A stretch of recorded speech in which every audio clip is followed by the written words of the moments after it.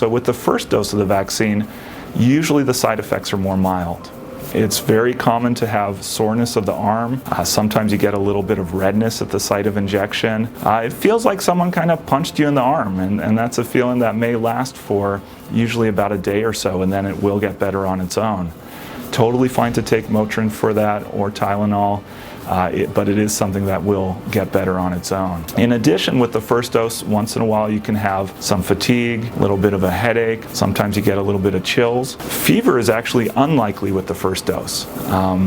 We see that more with the second dose, but not so much with the first one. With the second dose of the vaccine, now that your immune system has been primed from the first dose, it is significantly more common to have a little more of what we call the systemic reaction, meaning more of a full body type response.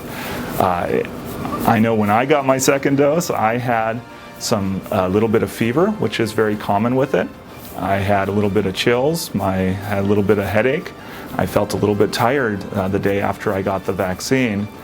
These are all very common things that you see with the second dose, but they resolve very quickly. That's the great thing, is that sure, the day after you're not feeling great and you may want to schedule your vaccine on a day where you don't have to go to work the next day, especially knowing you may have a fever, but the day after that, most people do great. The reactions last maybe 24 hours or so at the most. And I'm not going to lie to you, you will have a little bit of side effects, okay? And that's good though. That means our body is revving up production of those antibodies. We're stimulating our immune response, and sometimes that makes you feel a little bit crappy, and that's okay. Compared to the alternative of getting COVID and exposing someone you love to COVID who, may not make it. And then, we've seen well over 400,000 people pass away from COVID. I personally am okay feeling a little bit crappy for a day or so in order to protect myself, my family, and those I care about.